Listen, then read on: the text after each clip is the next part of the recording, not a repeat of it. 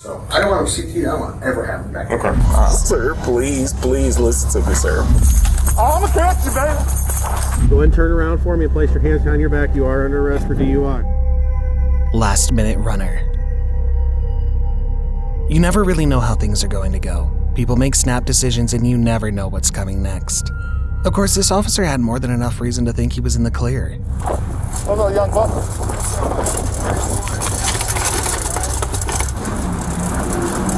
What'd you say, OJ? My shoe. Hey, you see a shoe back there? Where is it?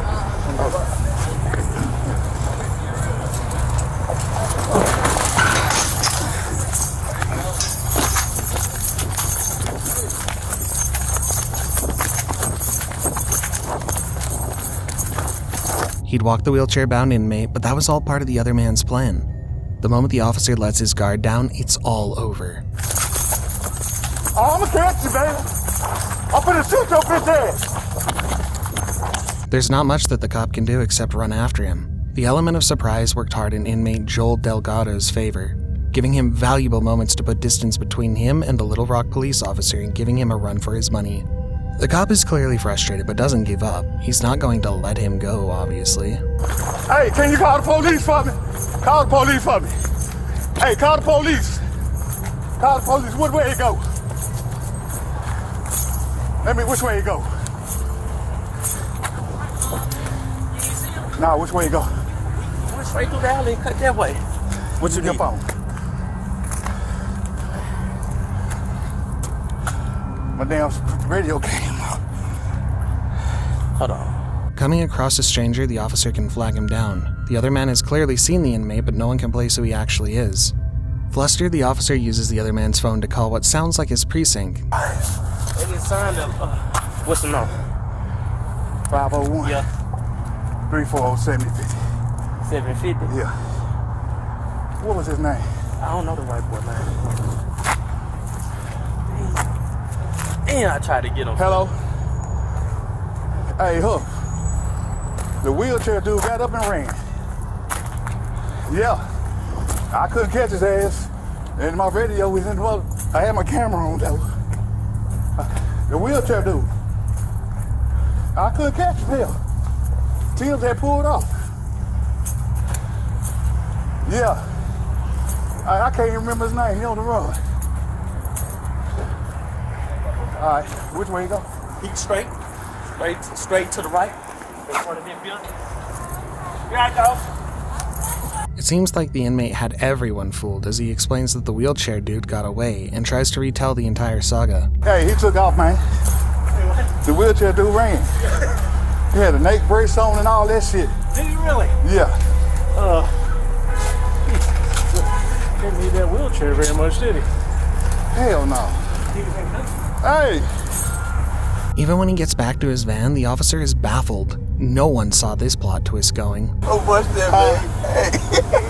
He dropped the rail, kicked his shoe that came off. I been down to get his shoe. He just ran. He took off on you, man. Yeah. It just shows how quickly things can get away from you, and just how in control of their situations officers need to be. Yeah, they gonna say that, bro. They gonna say, why y'all, you know what I'm saying? I'm like, he had a new brace, he couldn't move his arms. That's why I ain't covered. Yeah, they gonna get both of us for that, bro. Yeah. McDonald's collar gone wild. What happens when the crime calls on itself? What could have just been an unhinged McDonald's customer turned out to be so much more on this August afternoon in Kensaw. So why'd y'all call? So, like, what happened? Because we ordered the food, he couldn't print us a receipt. Okay.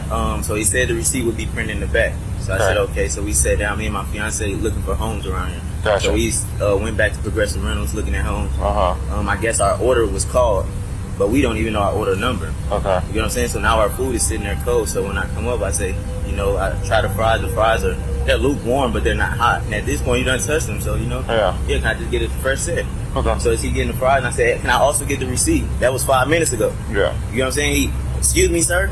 5 minutes ago, I can run my store however I want to run my store. Okay. This now, sir, I done paid. He said, matter of fact, you can leave my property. Get off my property now. Or you can come and get, I'll do a refund. I say, sir, with Cash App card, it's 3 to 7 business days to do a refund. Just give me my set of fries and my receipt. That's what you're supposed to do anyway when I pay for my order. The story is simple, despite seeming insane. The man got his food, but there was no receipt, but it was cold when the food was ready. It's not really what the officers expected when they came out to the location. There was an altercation between the manager and the customer where he had ended up being kicked out because he couldn't bring out his receipt. But of course, he hadn't gotten one. However, the thing is, this wasn't the only call they received. As it turns out, the manager had made his call too. You got a lot. Okay, so break it down for me. Okay. He insists that all his food's cold. Okay. It's burning my hands, so whatever. That's, doesn't really matter. Okay. Took it to the next level, starts cussing me. You better give me fresh fries, mother. It's like, what? Here's a little old lady, and she just came up to us and said, if you need me to talk to the police, it's like, no, I got this. But he starts losing it, starts shoving his food at me. And I said, sir, I said, well, tell you what, you can take your business elsewhere, give me a car, give me a refund. No, you're not going to give me an effing refund, you're going to give me that food and my money back. I said, okay, look, sir. He started shoving his food. I took his food. He's got nothing to shove at me, because next thing you know, he's throwing his drink at me. So I took his food, took a Sprite, put it in the trash. Give me your card, I'll give you a refund. Take your business elsewhere. Please don't come back. Okay. Screaming at me, I want him CT'd. Okay. Did you give him his refund? Like, is that all part? He refused to. Okay. You're not going to give me a refund. Okay. Excuse my language. No, you're fine. This is the way he was talking. Okay. So I don't want him CT'd. I don't want to ever have him back. Okay. The story doesn't quite match up between them. He recalls a much less level-headed encounter, with the customer eventually not only shoving his food, but throwing a drink at the manager. That's what escalated things, not just a simple receipt misunderstanding. The officer gets him his refund, but the man is not supposed to return to this location. As a business owner, he has the right to refuse service to anyone he chooses to refuse service to. Just like if you own a business, you have the same right to do the same thing. So hang out with him. I'm going to get that form. It's a simple form that says, hey, just don't come back to this McDonald's. Now, I'll tell you, if you do come back to this McDonald's when we get caught out here, no. you go to jail. I'm not. All right? I'm not. I got it smart. So, you cool with the refund? Yeah, so Okay. I just got to go in there and tap my card. Yeah, I will get that in just a second, okay? Okay. The whole thing will be kept civil, and the angered customer is mostly appeased once the cop explains his options. This is where it could have ended. Things could have been finished out and no one would have known. However, of course, that's not where this ends. The manager had pointed out the man's ankle bracelet, I mean, dude's obviously on probation, got an ankle bracelet on. and it turns out it wasn't just some guy. He was Antoine Sims, a murder suspect. The body cam catches the moment as Antoine gets spooked. He keeps backing up away from the cop, who follows him. Can you come over here, man? No, I'm afraid of y'all, sir. Why are you I just afraid? did 3 years, sir. I'm afraid of y'all. All right, I'm gonna walk you through. Why are you doing that? I know how to fill it out. Why are you sir. doing that? I know how to fill. Am I All right, arrested? yeah. He takes the opening and sprints away from the officer, quick enough to trip up the officer and get away. Sims was allegedly later caught in an apartment complex, but he was exceedingly close to just getting away altogether. 911 call nightmare scenario. You never know what you'll walk in on a job. In high-risk professions like being a police officer, things can not only go south quickly, but you can walk into something you're not always going to know what's on the other side of the call they got. Before you get into it, you can't really know what you're in for. Okay, and this is the very last house at the dead end on the right, correct?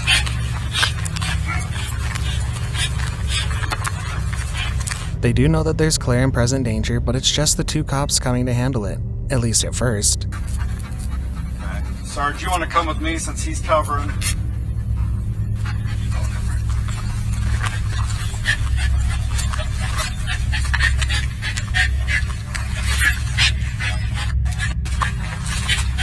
Police department! Where are you at? What's that? We got contact with one subject in the house. Talking to him. Alright, wait, okay. You down here by yourself? There's a subject down. We can't show what happened. It's too graphic for YouTube's policies. The officer makes their way. After a few moments of deliberation, the cops rush in and are greeted nearly immediately by Alex Jackson's family, his father, mother, and sister. Alex had self-inflicted his own wound and was actually the one who called the police in the first place. Get him with an ambulance. There's not a third floor. There's nothing more further? Not that I know of. This is all clear back here? Yeah. That's all been cleared? And the basement's been completely cleared, right? Garage is cleared. Yeah. Garage, yep. Whatever was broke up in the basement, we'll call that. Mom's laying right in here. They weren't quick enough to stop the violence, no matter how professionally and quickly they handled the situation when they were there.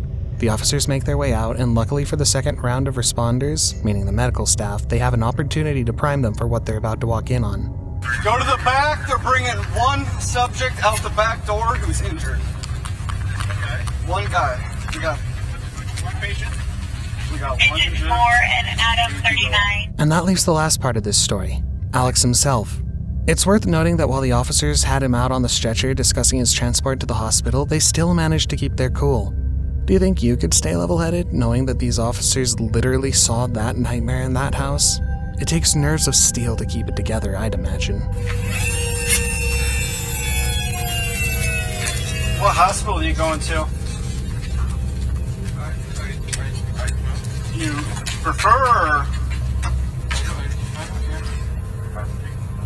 What? I'm taking the Luke's. Luke's? Okay. Backed into a corner. At some point or another, most people get pulled over. It's not necessarily a fact of life, but it may very well happen to you, no matter how good of a driver you are. You might have made a strange turn, drove too quickly, or even missed a stop sign. What's the number one thing you should not do? Try to outdrive the police. You didn't just run from me? On Highway 79? Okay. I don't even know where 70 is. Like I said, I'm over here. I got you, man. Tony Mitchell, a University of Alabama freshman and football player, was desperate to not get caught. Presumably it was not to lose his place on the U of A football team. Often students play their entire lives just to get to the college level. He was harboring a secret, something he deemed important enough to drive over 140 miles per hour to escape. He was obviously unsuccessful. Do you have your medical marijuana card? Do you have a medical marijuana card? Because I smell marijuana coming from the vehicle. He even tried to lie about it. When in doubt, double down, right? So, do you have marijuana? Because I smell it. No. Are you having a hard time understanding what I'm saying? Why does I didn't know why you was asking me did I have a card. Yeah, because in Florida they do medical marijuana cards, but in Alabama they don't. It's just something I have to ask. Because I smell marijuana coming from the vehicle. Alright? So here's the deal. As long as you're honest with me, I'm going to work with you. Okay? But if you're going to lie to me, I have the right to do a probable cause search right now. The thing is, when someone acts a little off, chances are they have something going on. Alright, man. So where's the weed at? This situation is no exception. Now's a chance to be honest with me, partner. Okay. I didn't run from you, sir, because He's not getting off scot-free as they make it clear he's not being arrested. Right now, you're not under arrest. You are going to be detained. Put your hands behind your back for me. Back corner. Good, bro. Come on. But he would be detained at the very least. Now, you ain't under arrest. You're just going to be detained because I just chased that car. However, things quickly take a turn for the worst. In a further search of the car, they uncover not an insignificant amount of marijuana alongside the amount he offered up willingly. Whether or not it's his marijuana, Mitchell is loaded into the back of the police car. I'm normally a pretty decent judge of character. This isn't you, right? It doesn't take long for the men to quickly realize how much trouble they're in. Slowly, the cops finally uncover how much was actually hidden in that car, and the entire vibe of this interaction changes. What was originally a few charges for speeding or reckless driving in possession of marijuana became a lot more quickly. It's all too much for the young football player who realizes that this will not just blow over. You tell your buddy earlier that you couldn't call your daddy. All right, listen, I'm a daddy too. I'm going to tell you can call him. He might be mad at you, but you can call him. Do this, sir. Like, that is fun. I'm early freshman. I played football in Alabama and like. Unfortunately, no story is one-sided, and his passenger denies the marijuana or weapon is his, giving the officers the runaround as they attempt to figure out precisely what's happened. I know who gun it is. Y'all know whose gun that is? No, sir. Okay, because he's saying it's not his. It's not mine. Okay, he's saying the marijuana's not his either. It's not mine. No matter how much the man pleads with the officer, his hands are tied. It even seems like the officer wants to help Mitchell, but can't. Sir, please listen to me, sir. Please, Dude, I understand. Trust me, I get it. No. This is the last thing I wanted to do, okay? No, sir, I can't, sir. I can't. I promise you this is mine, sir. Like, I can't ruin my career, sir. I promise. Since this incident, Mitchell was suspended from his university, and no amount of waterworks will fix that. If you've made it this far, consider subscribing to our channel before moving on to today's final clip. We post 2 new videos each week, showcasing real dangers and crime, keeping you informed about what's happening out there. Make sure to enable post notifications to stay updated with our latest releases.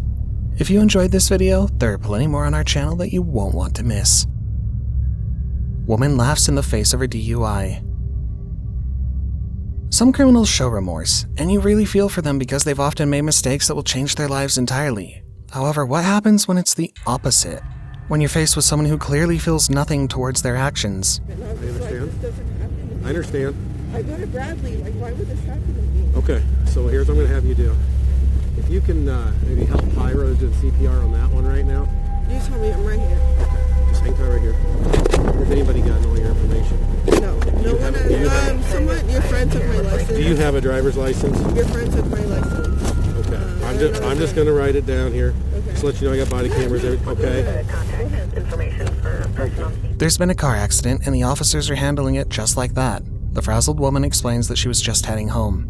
The cop gets her information, checks her person, and she admits to having marijuana in her purse, though she says that she hadn't had any. I'm going to have you sit uncuffed in the back seat of my car. I'm going to get you out. We're going to probably do some field sobriety tests and all that. I got some more questions for you. But right now I'm going to have you sit down just so we're out of the roadway, okay? Come right over here.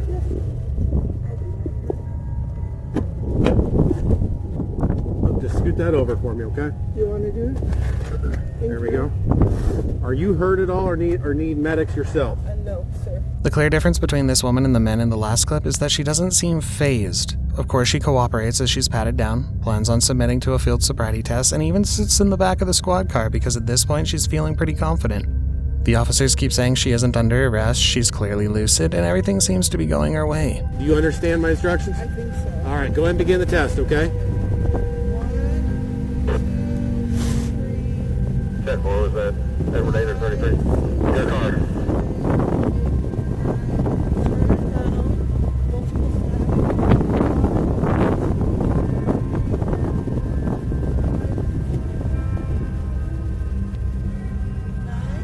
Yes, ma'am. All right. If you're going to stand right here in front of me for the next test, go ahead and face me, put both your feet together, arms straight down your side.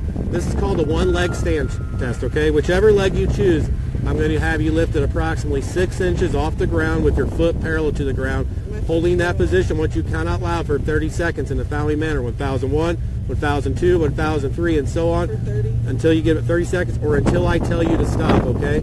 During this test, make sure you watch your raised foot at all times. Keep your arms straight down your side. Count out loud so I can hear you. This is what it's going to look like. Position you're in, when I say go, you're just going to lift your foot up. 1001, 1002, 1003, 1004, 1005, and so on. So you get 30 seconds or until I tell you to stop. Do you understand? Can I like this? No, ma'am. Just as I demonstrated, okay? Like just up? Just as I demonstrated. Did you see my demonstration? Just like this. Your foot parallel to the ground. Okay, I got it. Do you understand? Yes, sir. All right, go ahead and begin the test, okay? 1,000. Is that? After everything, she submits to the sobriety test. This is called a PBT test. You ever blown one of these before? No. Okay. You know what the legal limit is to drive in Illinois? Okay, 0.08, okay? What I have you do is take a deep breath, a long, hard, steady blow into the straw, just like you're blowing up a balloon. Keep blowing until you hear the machine click, okay?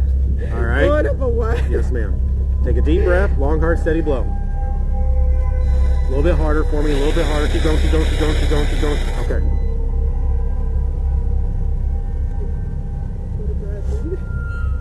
You're a Bradley student? I graduate in 4 weeks. You're a .264, okay? All right. Okay, go ahead and turn around for me and place your hands behind your back. You are under arrest for DUI. But she's over the legal limit in Iowa with a blood alcohol level of 2.8. The gravity of this situation hasn't really sunk in, not even by the time they make it to the hospital. And then I want to go to Vegas. My friends take me to Vegas. It's going to be so fun. I'm going to spend at least $500. And I'm going to start off with 2 Long Islands and 2 Yes. You ever had enough of drinking already? We're talking about Vegas. There's no limit at Vegas, right? Have you been there? The officer simply has to sit in the room with her, but she's much less lucid. Whether it's just the alcohol finally catching up to the adrenaline in her system or something else, it's clearly inappropriate to dance around and talk about Snapchat.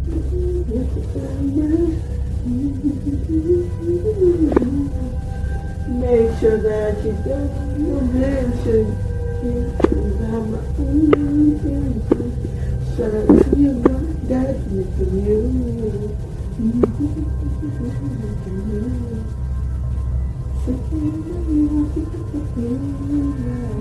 Finally, the officer lays it out clearly for her. She seems more worried about her car than the fact that she killed 2 people with her reckless driving under the influence. Oh, hey, you know where to get my car. I have school tomorrow, so how do I get my car for school? Well, your car is totaled. That's what? Actually, she seems more concerned about when she'll be back in school before the cop finally cuts her off and stops the conversation. Okay, so how do I get it to your school? You don't. So, I don't go to school tomorrow, is what you're telling me? No, ma'am. You want me to be honest with you? You're going to jail, you don't have a bond, you killed 2 people tonight. I don't think you understand that. You do not have a bond, you are not getting out of jail. Your car is property of East Peoria Police Department because it's a crime scene. It killed 2 people tonight. You are clueless with that, clearly. I've already explained this to you. You're going to jail for reckless homicide tonight. You're going to jail for aggravated DUI for killing 2 people. That's what's going on. So no, you're not going to school tomorrow. You're not getting your car out of impound. Can I get a Tuesday for my night class? Did you just hear what I just told you? You said I'm not going tomorrow. Honestly, it'll probably be a while before she can really let this sink in. Can you imagine the horror she'd feel when she came to? Did you understand what I told you, that you killed 2 people tonight? Yeah, so I'm just wondering when I can go to school. Okay, we're done. At least, hopefully she's horrified.